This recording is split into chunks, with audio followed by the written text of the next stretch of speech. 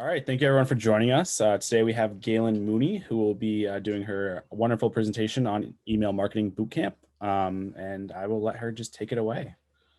Thank you, Jordan. I'm so excited to be here.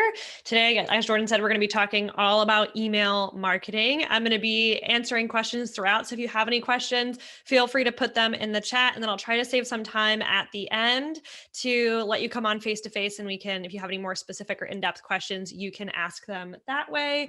Let me share my screen here. All right, let's dive in. Just a quick introduction. I'm Galen, as Jordan said, from Local Creative Co. That's my business. I hang out mostly over on Instagram. So if you have any questions after this and you want to keep in touch, feel free to come send me a DM over at localcreative.co on Instagram, or you can check out my website, localcreative.co as well. And I help with web design and branding as well as marketing strategy. So if any of those things you have trouble with, or if you have, again, a follow-up question from this workshop, maybe you're watching the replay and you think of something, then feel free to reach out and just say hi and ask questions. I'm always there to answer them and to support you on your business journey. Today's agenda, we're going to be talking about why should you even care about email marketing? Why is it something you might want to consider for your business? Who is it right for? Who is it not right for? Why you need an EMP, which is an email marketing provider. We're going to be talking about the different types of emails that you can be sending, transactional emails, newsletters, as well as automated sequences. We're going to be talking about growing your email list, right? You have an email list. How do you actually get people on it? And ideally, you get some leads for your business, potential customers, potential clients for your business on your email list. We're going to be talking about segmenting your email list or segmenting your audience and what that means and how to get started with that process. And then we're going to be going over some general best practices for email marketing. There's a lot of things that I want you to be considering, and we're just going to go over a high-level list of things that you want to think about as you're getting started.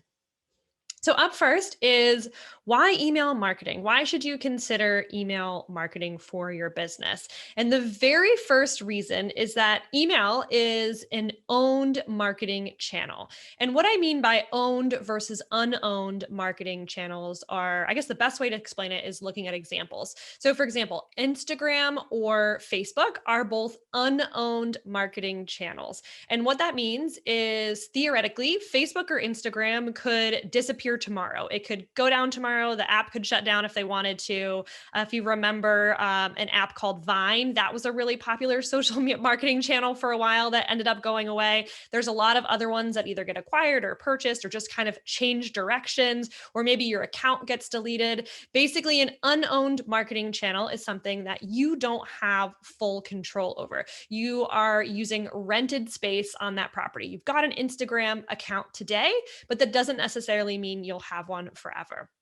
An owned marketing channel is something that you have a lot more control over. So your website, for example, is an owned marketing channel because your website is your owned property. You have control over that. You can move it from one host to another or one platform to another, but you actually have control over that content. Same thing with email marketing. Your email list is your owned marketing channel. You could switch to different email providers. You could be using MailChimp one week and then decide that you want to use Flowdesk another week. But if MailChimp goes out of business, you still have access to all those email addresses. So you could always move them to another platform. So this is why, again, email marketing is so important because you have control over the leads, over the potential clients that you store in that email marketing platform. Obviously, you always want to be doing some backups so you can keep track of who's on your list, but that data is yours. Those people are in your sphere, in your community, and you can stay in touch with them.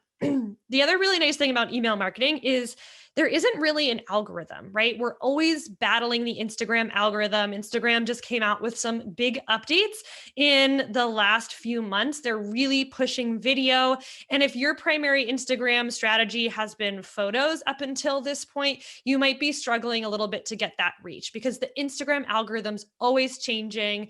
They're always adding things to it, and the app can kind of go in whatever direction it wants to. Whereas email's been around for a really long time, and there's no no specific algorithm that controls who sees your emails and who doesn't. The end user really gets to decide what emails they want to open, but you're not fighting against an ever-changing algorithm. The next thing is ROI, or return on investment. Email historically has a very good return on investment. This was just one industry report from Emma in 2018 that said 59% of marketers say email is their biggest source of ROI in their marketing. The next thing is it's affordable. It is a very affordable way to reach potential clients and customers, ways to build that community. It's not entirely free, or it can be free to start, but usually the email marketing providers have a relatively low starting fee that you can start growing your list with. And I'll talk about why you need an email marketing provider in just a second, but it is very affordable and easy to get started. And then the last reason is that it's personalized. When you post something on Facebook or Instagram, it's just going out into the world to all of your followers, and that algorithm plays a role there. Whereas email, you can track your user behavior, you can track your subscriber behavior, their interests, and make sure that you're only sending emails to the people who want to read them. So, for example, if I sell different types of widgets and I know that half my customers like one type of widget and half my customers like another, and widget one goes on sale, I'll make sure to send that to the customers who are interested in that specific widget, as opposed to all my customers. And the same applies for client-facing businesses as well. But you can really get creative with how you personalize your email marketing campaigns and who you're sending specific emails to. That gets a little bit more advanced, so I don't want you to worry about that if you're just getting started with email, but it's still a benefit as your business grows and as you get more comfortable with email marketing. So, why do you need an email marketing provider? You might be thinking you can just collect emails, build your email list, and then head over to Gmail and copy and paste that email list into the BCC line of an email and send out a bulk email to maybe, 20, 30, 50, 100 people just with that BCC line. The problem with that is it goes against some of the laws that are in place to protect the public against unsolicited emails. So, Can Spam Act is one of those that's here in the US that affects who you can send emails to. And it just protects people from being spammed, right? From getting emails that they do not want to receive or they didn't sign up to receive. The next one, another one to consider is GDPR. This is more for the EU, but it is probably going to become standard across the globe, just as privacy, you've already noticed like trends with privacy in the last year. Apple's released a bunch of privacy updates to their iOS system. And so more privacy changes are coming to the US, improvements for the end user. And this is going to affect how you send emails as well and who you can send emails to. So it's important just to make sure you know the basic laws. At the end of the day, again, I'm not a lawyer, but at the end of the day, the laws are just in place to protect people on your email list or protect people in general from receiving unwanted emails, emails that are spammy, or emails that they can't opt out of, right? We want to make sure that people have the ability to say, hey, no thanks, I don't want to receive emails from you anymore. I actually don't want you to have any of my personal data. That's 100% okay. It's actually a great thing that we have that in place, but it's just something that you want to think about. And you can basically break those rules when you're sending from something like Gmail to a group, right? If you're sending one-on-one emails, that's fine, but sending to a group, you want to be careful. And that's when an email marketing provider comes in handy, because they take care of most of this for you. The next thing is tracking data about your subscribers and tracking unsubscribes.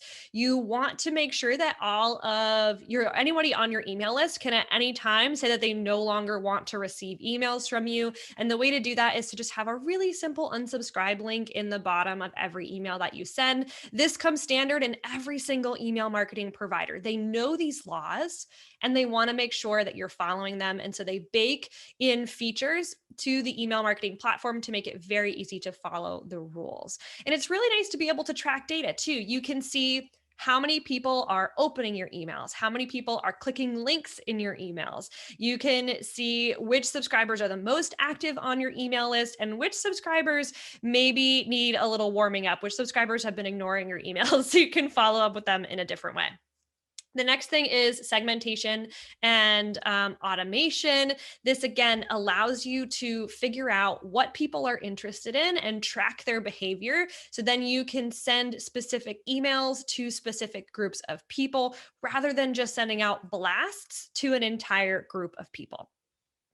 The other thing I really love about having an email marketing provider is being able to really customize the design. When you're writing an email inside of Gmail, they're typically pretty boring text emails, but email providers like Flowdesk or MailChimp allow you to get so much more creative in the styles of emails you're sending. I'm sure you've all received emails from clothing brands that you follow or food brands that you follow, and they have these colorful, beautiful on-brand emails that match the vibe of their business. And you can create that too. It's a lot easier than you think when you're using an email marketing provider. And analytics. Analytics is a big one too. You just want to be able to track what people are doing and make educated decisions about how you might want to change your email strategy based on the analytics that you're seeing in your platform.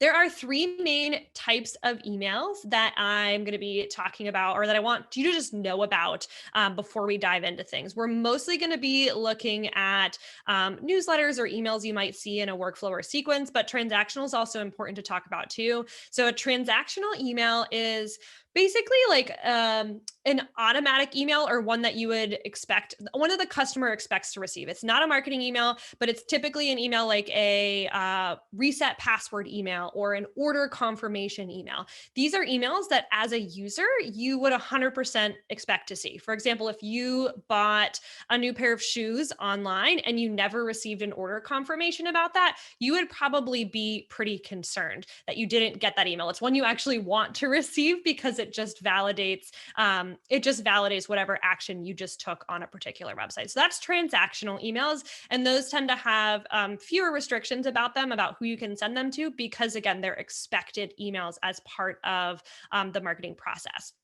Then you have newsletters. These are typically one-off, whether it's once a week, once a month, once a quarter, emails that you send to your audience that can provide a number of different updates, and they're sent out again on a specific date. So you might schedule them every Tuesday or the first Tuesday of every month, which the difference between that and something like a sequence or a workflow is a sequence is a series of emails sent starting on a specific date. So for example, if you had a series of emails or a sequence of emails going out, if I signed up today, I would start with email 1 and go through that series up until email 5. Maybe it's once a week, once a day. And then if somebody joined tomorrow, they would start that sequence, same sequence, but they would also start at day 1. So that kind of depends on when people sign up. So newsletters are very date-based. It goes out on a specific date, whereas a sequence or a workflow starts whenever that particular user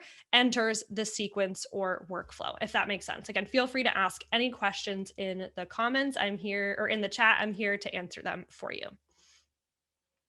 So how do you grow your list? So you know you want to start email marketing because that ROI sounds really good, right? That return on investment sounds really good.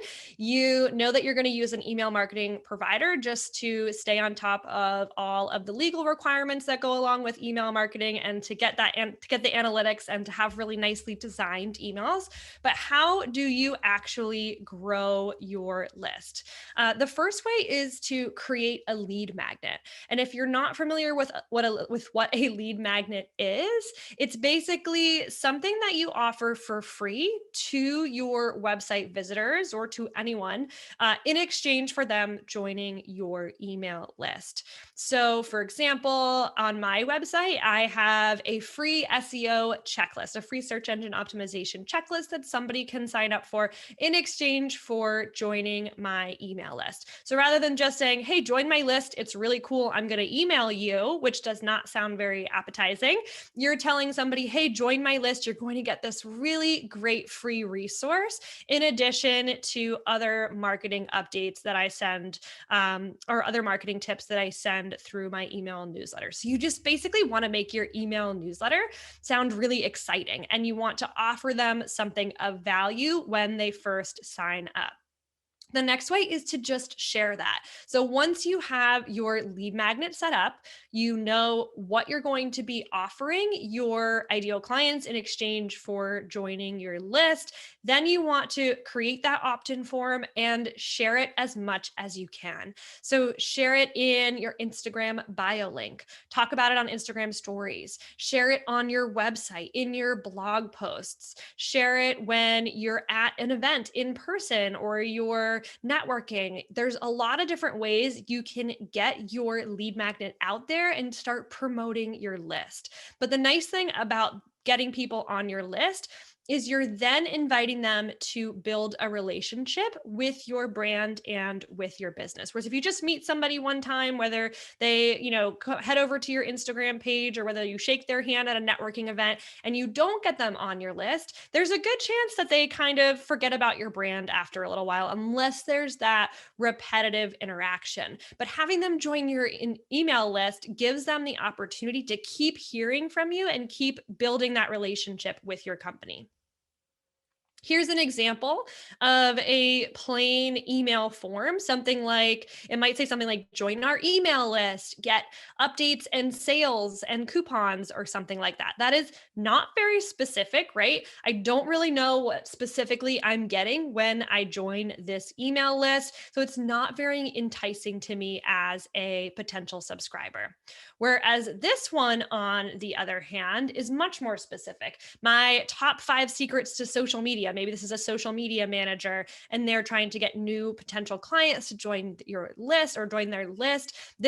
You want it to be specific to the industry, right? You want your lead magnet or your freebie to be very specific to what you do to make sure it's attracting the same types of clients or customers that you want to work with.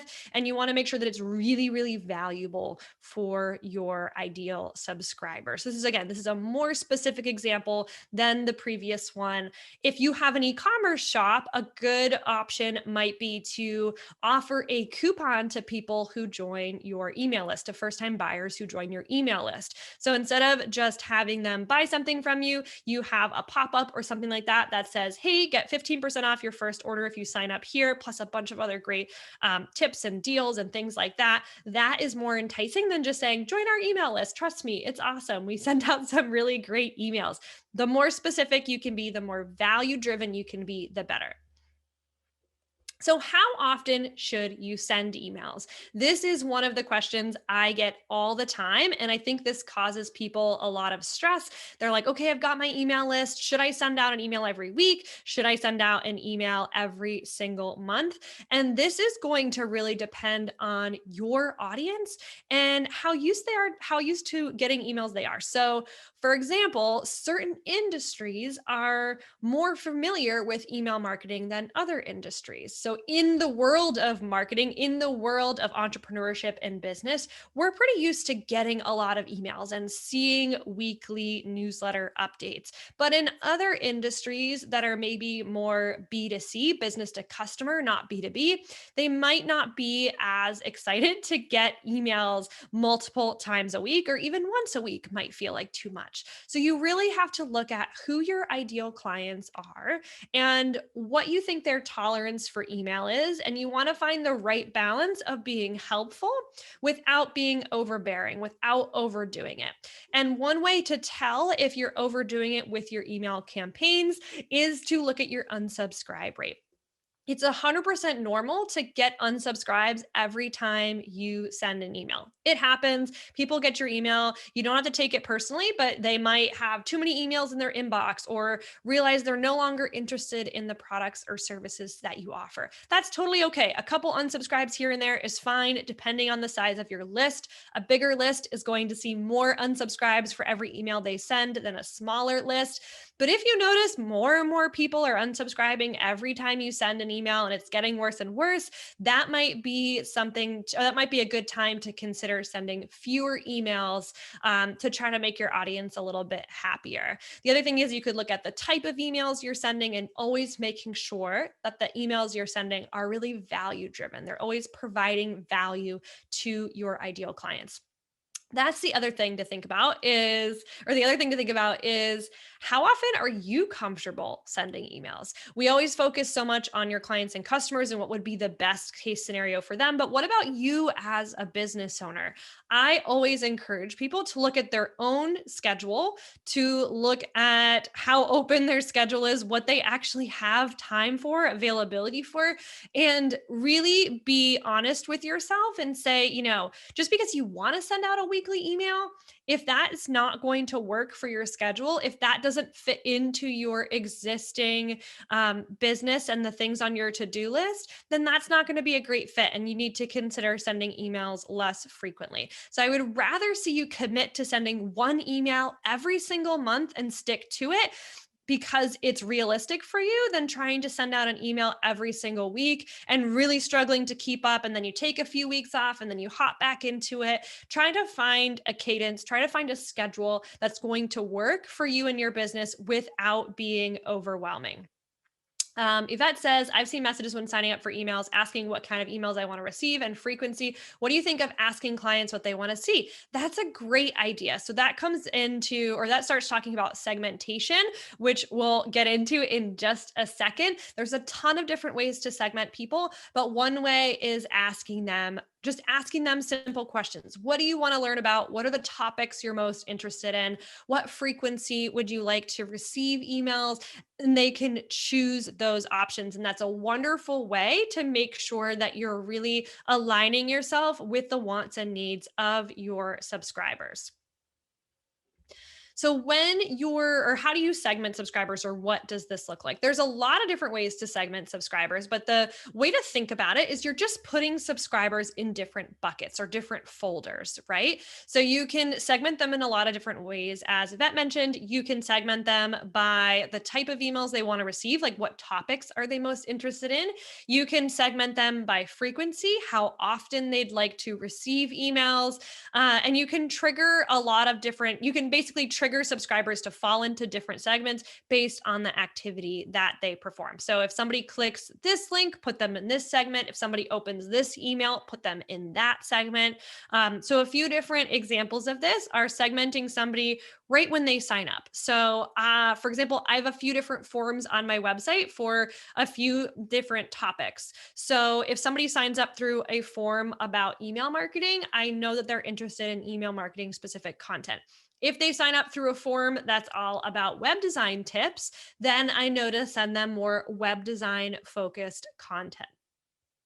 So you can target them by where they signed up, which form they used to sign up. You can target them by what time they signed up, right? If they signed up during a specific time frame, maybe you want to send them certain emails related to that.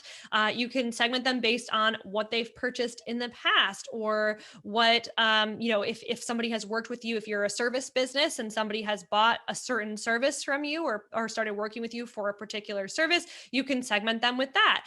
Again, what links they clicked, that's another option here. There's really unlimited options when it comes to how you want to segment your audience. And that's going to be very unique to your business and the types of emails you're sending and what buckets that you want to put your subscribers in. Here's another quick stat. Marketers who used segmented campaigns noticed as much as a 760% increase in revenue. And that just tells us that people like receiving emails that are specific to their wants and needs. They don't want kind of a blanket email marketing strategy. They want a very personalized email marketing strategy, because no one wants to receive unnecessary emails or emails that aren't relevant to them. They really want to feel like that you've taken their personal interests into consideration when sending emails. And even though you're not actually considering each individual person and exactly what they want, you're able to put people into these more general buckets based on those interests. You're able to group people together so it feels really personalized, but it's less work on your end. So, what should you actually send in these emails? If you decide to send a weekly email newsletter, a monthly email newsletter, if you decide to just do workflows and segments instead, what should you actually be sending to your email list? So, here are some ideas for different types of email content. The first one is very obvious, and this is promotional emails. You don't want to be sending these all the time, right? You want to mix in a good amount of value with your promotional emails. But if you have a sale going on, if you're taking on new clients, there's nothing wrong with putting that in an email and sending it out to your list, right? Your email list is supposed to make you money. It is supposed to drive clients and customers to your website, to your services, to your products, whatever it is for you. So it's definitely okay to send promotions. Again, you just want to make sure that you're not overdoing it, and those aren't the only kinds of emails that you're sending, because people will unsubscribe as that gets old after a little while. The other thing you can send are blog posts. So if you are blogging consistently, like I know for me, I put out a new blog post every single week and I send that blog post out to my email list, A, just to get traffic back to that blog post to promote that blog post, but B, because it's high value content. When I write a blog post, it's typically about a podcast episode I recently recorded, or it's a tutorial that somebody can follow. And so I want to share this valuable content with my email subscribers, and I love being able to do that through my email list. Then the next thing is press mentions or even featured work, whether that's featured clients, featured products, anything that you have that you want to kind of point out or shine a light on. You can do that through your email list and send out that information just to get it some more traction, to get more eyeballs on that content. Another thing is business updates or behind the scenes content. I love sending out this type of content. People just like to know that there are other people behind the business, right? That the business is not just this big corporate entity. People like to see the humans behind a business. And an email newsletter is a great place to show that more human side of your business and share some behind the scenes. It makes people on your email list feel like they're part of a special crowd that kind of gets to peek behind the curtain and see what's happening in your business. It's a really fun way to kind of treat your email subscribers as special VIPs in your business who get that extra sneak peek. And then you can also just share industry news. So not all the content in your email newsletter needs to be your content. You can also just share relevant industry news, helpful articles or tips or things like that that you have found around the internet that you think your audience would find really valuable. You can curate that content, put it together in an email newsletter, and send it out to your audience. It provides value, even if it's not your personal content. Again, you're giving full credit, but it provides value to your subscribers without you having to put all the time into creating that up front.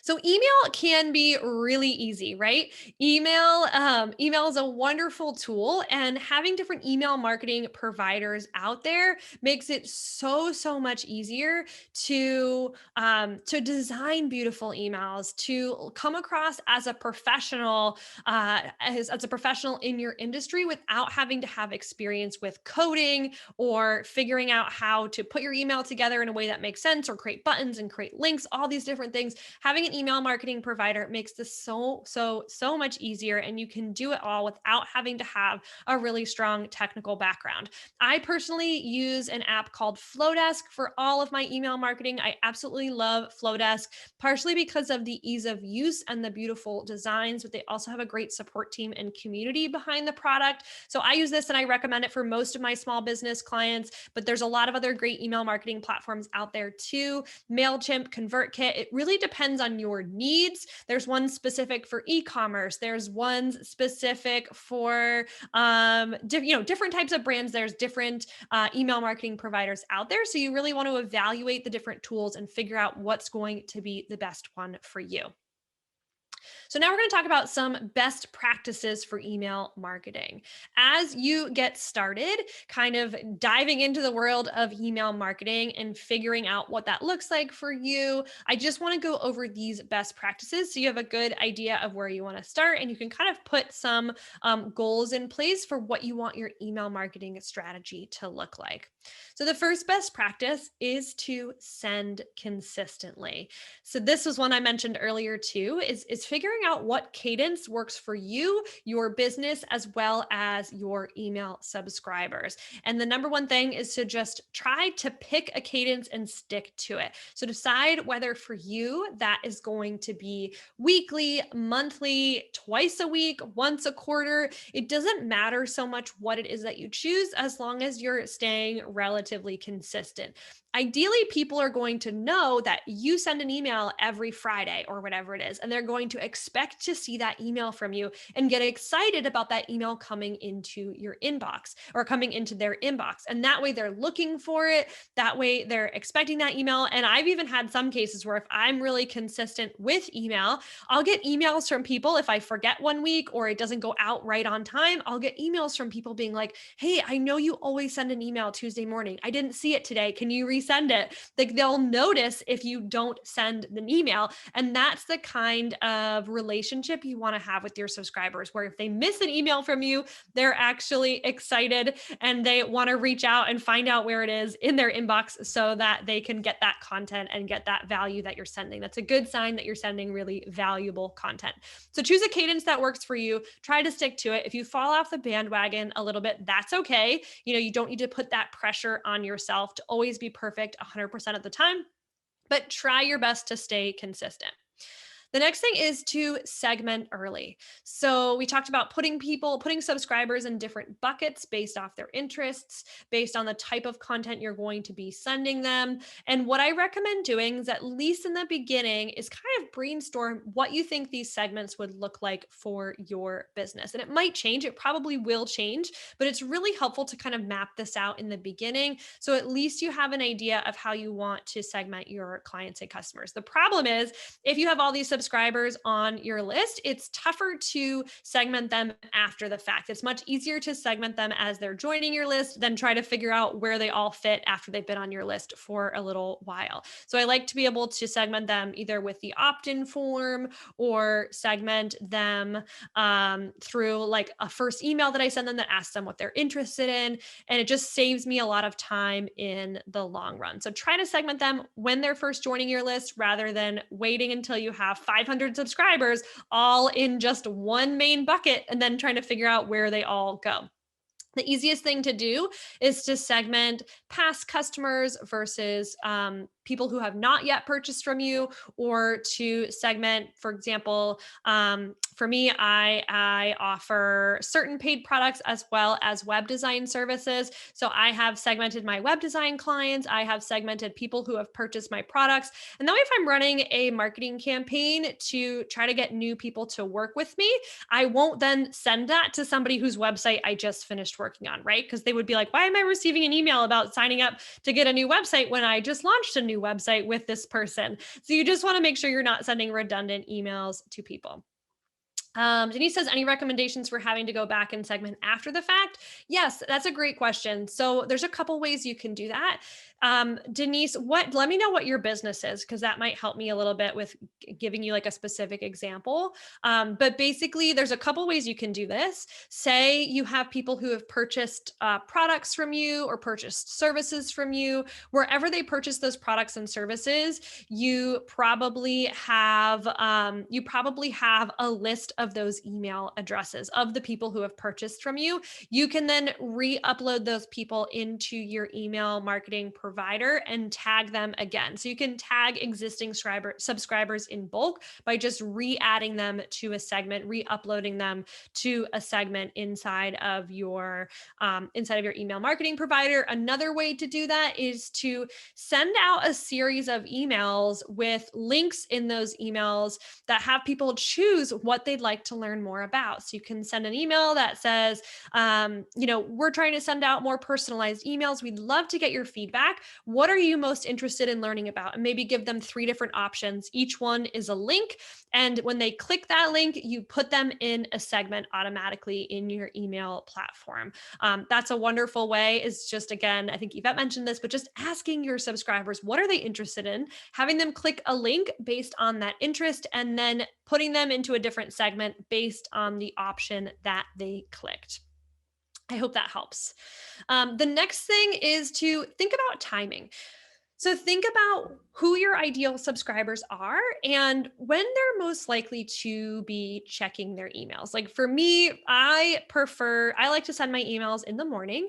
And I like to send my emails right around the start of business because a lot of my subscribers are small business owners and they tend to be in their inbox early in the day, just kind of checking their emails for the day. Another great time is around lunchtime. Maybe they're taking a quick lunch break, scrolling through their emails, but it really depends on your audience. I, for example, probably wouldn't recommend sending an email Friday afternoon when everyone's sort of checking out of the office. But maybe for you, your audience is most active in their inbox on weekends. So you want to be sending an email on Saturday morning. It's really specific to your subscribers.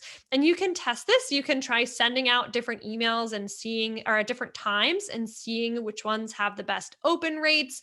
But you can always just start that process by just guessing, right? Guessing what's going to be the best for your audience and then sending emails to test and actually seeing what's working best. Because what you think might work might not be what actually works for your audience, and that's okay. But you probably have a good idea about general best practices. I also have a lot of audience members who are in different places around the world. So I try to be cognizant of that as well. I don't like to send emails super early East Coast time because I know that my West Coast subscribers are, they're not even awake yet. So I like to try to plan it around that just to make sure that the most people are going to be able to open my email when I send it. Because even though there's no algorithm, if you send an email and no one opens it right away, they're going to keep getting emails and that email is going to get pushed further down. That's okay. Most people are still likely to get to it eventually, but it's just good to think about timing and have that in the back of your mind as you're planning when to send emails. The next one is to test your emails. This is one that so often gets skipped. You look at your email inside of Flowdesk, you've designed it, it looks beautiful, your images are there, your buttons are there, everything looks exactly the way you want to, and you're like, all right, let's just schedule and send it. But so many times there are missing links. The link is broken or the subject line has a typo in it or something else. I always recommend people test their emails before hitting the send button. So just give it one more once over. Every single email marketing provider has an option to do a test send. So you can send it to yourself and open it in your email platform as if you were your own subscriber. You can go through, click the links, check the subject lines, make sure everything looks good just one more time before you hit send. There's a lot of big brands who make mistakes when sending emails. Somebody was saying they received a test email. I forget which company it was, but it was like a big Fortune 500 company that send out like a funky test email to their entire subscriber list as a mistake, right? It happens to everyone. It's not the end of the world, but it's just one thing you can do to prevent that, right? It's just testing that email before you send it to make sure there's no errors that you can catch ahead of time. The next one is to use click-worthy subject lines. So while your open rate is heavily dependent on what time you send your email, like if people are actually in their inbox at the time you send that email, right? But the other thing is your subject line. You don't want to be writing boring subject lines. You don't want to be writing overly long subject lines. You want to find a subject line that is going to entice your subscribers to click your email because that's half the battle, right? They're not going to see any of the great content inside of your email if they never even open it because you had a really boring subject line or a subject line that didn't make them want to click to see what was inside. I'm not suggesting you have like a super clickbaity subject line or something that is like making false claims about what's inside of your email, but do try to get creative and do try to come up with something that's interesting or exciting. There's tons of great subject line ideas in the internet, like on the internet. So you can just Google some cool subject line ideas, but try to get creative there and don't just put any old text in there. Think about what you could actually put into your subject line that's going to make somebody open your email because you want them to read all that content inside that you put the effort into creating. And your subject line is the one thing that determines, or one of the main thing that determines whether or not somebody opens your email. The next best practice is to use a professional email address. So many times I see business owners using an email that is like their business name at gmail.com. And while that's okay, right? That's fine if you're just getting started. I highly recommend that you have an email that's something like hello at yourbusiness.com or your name at yourbusiness.com. But having your website at the end of that email address just sets up an entirely new level of professionalism for your business. And people look to that. And not only that, but it can help your open rates and it can help, or your deliverability rates, I should say, right? So having that professional email actually helps with making sure that your emails actually make it to the inbox of the people that you're trying to reach. And you can set up a professional email in a few different ways. I highly recommend Gmail. So Google offers, I know like not at gmail.com, but Google actually offers the ability to create an email address at your business domain at yourbusiness.com. And I think it's right now, it's about $6 a month. So it's very affordable. You get your own inbox, you get your own Google Drive folder, everything associated with your business specific email. And then you want to make sure that you connect that email to your email marketing provider so that all the emails coming through your newsletter, coming through your email marketing provider, all of those are coming from your professional branded email address and not just any old Gmail address. A, again, for deliverability, and B, just to give off that professional vibe. So highly recommend you do that if you haven't already, and just make sure that you're using that professional email when you set up your email marketing provider. The next tip is to avoid spam trigger words. So this is a tricky one. And I know I mentioned again, there's not really an algorithm, but Google does look for, or like Gmail or all these different email marketing providers, or sorry, email marketing providers like for the, or sorry, email providers, not email marketing providers, all these different email providers like Outlook, Google or Gmail, all these different email providers look for spam trigger words to determine whether that email should land in the main inbox or whether it should land in the spam folder. And when you're writing these emails, when you're crafting your subject lines, you want to make sure that you're avoiding super or some trigger words. So, for example, having a subject line in all caps with lots of exclamation points. That might look like it's really going to stand out to your subscriber when it lands in their inbox. But there's a very good chance that that subject line is going to get flagged by Outlook or Gmail or Yahoo Mail or whatever it is and head to the spam folder. Also, saying things like, free or bonus or special offer, all those words, using them multiple times, putting them in all caps, those things are also going to trigger your email to go to the spam folder and it will never make it to the inbox. And you'll notice a very low open rate. I'm sure most of you aren't planning on using a ton of those words in your email marketing newsletters, but it's just something to think about and just something to pay attention to as you're writing your content. I'm very careful of it. Like, for example, I mentioned having a freebie or a lead magnet that gets people to join your list. And so I might say like free SEO checklist, but then in the email that I'm sending to that person with the checklist, I make sure to not have the word free too many times, right? I try not to overdo it. I don't put it in all caps. I don't put it in giant text 5 different times, right? I want to make sure that it just looks really natural and that it doesn't look like I'm being overly salesy in my emails, because I know that that email is just going to end up in somebody's spam folder. There's a list of spam trigger words. I think HubSpot has a really great list. Feel free to send me a DM afterwards. It's not an exact science. There's not like, oh, if you avoid these 20 words, you're going to be fine, right? It's more about overusing them or having too many of them. So it's not perfect, right? It's not an exact science, but there are some great lists out there of just general spam trigger words that you might want to avoid. Another best practice is cleaning your list. And what I mean by cleaning your list is as your list starts to grow, you want to eventually clean out subscribers that really aren't opening your emails. So if you've had an email list for 6 months or a year or whatever it is, and you notice your open rate keeps dropping, it's getting lower and lower, people aren't seeing your emails, there's a good chance that you have what are called cold subscribers on your email list. And basically, a cold subscriber is somebody who hasn't opened any of your emails in a very long time. They're still receiving them, they're still getting sent to them, but they're just not opening them. And that could be just because they've lost interest in your brand, they don't use that email account anymore. There's a lot of different reasons for this, but it's still a good best practice just to clean up your list every once in a while, to keep your open rate high, to keep your click rate high, to keep your engagement high in your email list. So just keep track of who's not opening your emails. And after a certain amount of time, think about cleaning those people out of your list, removing them from your email marketing provider. Somebody like Flowdesk lets you have unlimited subscribers and send unlimited emails for one monthly price. But something like MailChimp charges you per subscriber, like charges you after you hit a certain threshold of amount of subscribers.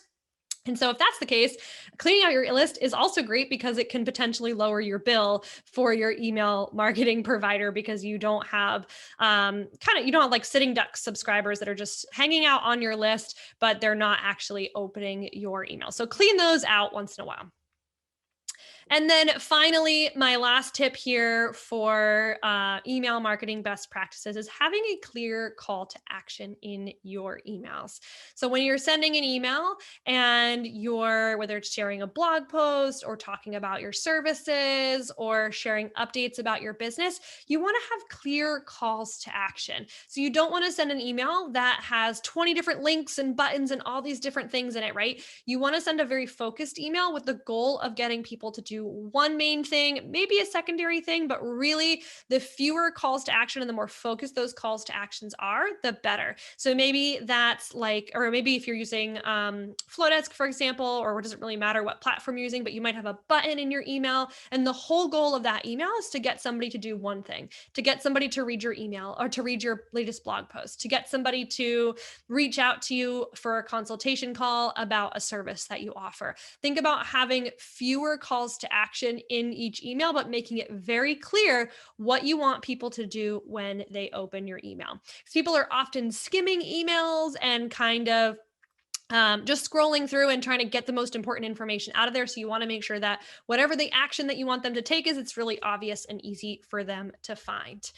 So my advice to you is to start growing your email list before you're ready. So if email is something that's overwhelming to you or something that you haven't tackled yet, it's something that you can start now. You can start growing your list now. You can start collecting subscribers now.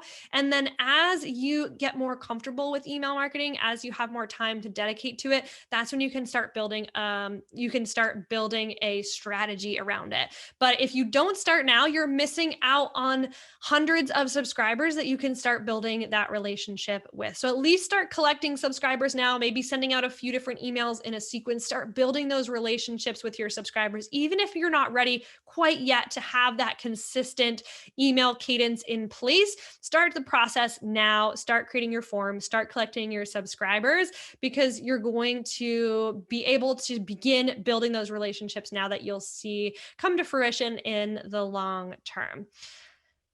All right, that's it for today. I would love to hang out for a couple minutes here. We have about 9 or so minutes left for some questions. Looks like we've got a few of you still on here live. And if you're watching the replay, feel free to put questions in the comments or tag me on Instagram and let me know, or send me a DM on Instagram and let me know if you're watching the replay and you don't have a chance to ask live. But I'm here live right now. So anybody that would like to ask anything, I'm all yours. This is Viviette Ford Manning. You said to start your email list now. So am I starting it even though I am not really set up to do anything? I'm just keeping a list of who I would like to put on my email list?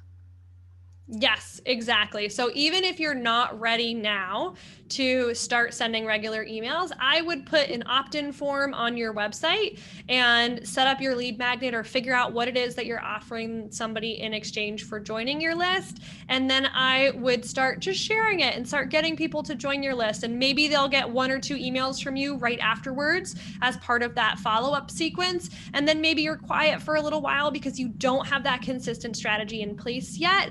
But it's still a great idea to start building that list now, with the plans to send consistent emails in the future. Okay. And that's actually, Barbara has a great follow-up question to that, is how to revive a list. So say you've started a list, you've been collecting emails for a few months, and you haven't had a chance yet to really send out consistent emails, and you notice your open rate is a little bit low because people aren't expecting to hear from you consistently. So a great way to revive your email list is to put together a sequence of emails that are really high value and that ask for people to engage. So think about emails that you can send that, again, really provide value, really educate your clients, to get them really excited about the content inside, just basically like really juicy email content. And then give them an option to either hit reply to that email and respond directly to you, to click links in that email to tell for them, so they can tell you their preferences about what they're most interested in learning about. I would just send out a sequence when you're ready to re-engage that list, when you're ready to start sending emails consistently. Make sure those first few emails are super high value with a subject line that's very engaging. Remind people why or when and how they subscribed for your list or to your list, so they're not like, who is this person? I haven't heard from them before, right? Make sure you remind them of how they signed up, and what type of content you share. And then I always encourage people to unsubscribe too. There's nothing wrong with people unsubscribing if your email list is no longer a great fit for them, and that's totally okay. So I actually have some emails where I say like, hey, if you don't want to receive emails from me anymore, if you're no longer interested in this, this, and this, hit that unsubscribe button at the bottom. No hard feelings. All right. Seems like there are no more questions. Thank you so much, Galen. And yeah, we can wrap this up. Yeah, so thank you so much, Galen. Thank you everyone for attending. We will have a few more workshops that are still in the pipeline. So keep an eye out for those. And we'd love to see you again.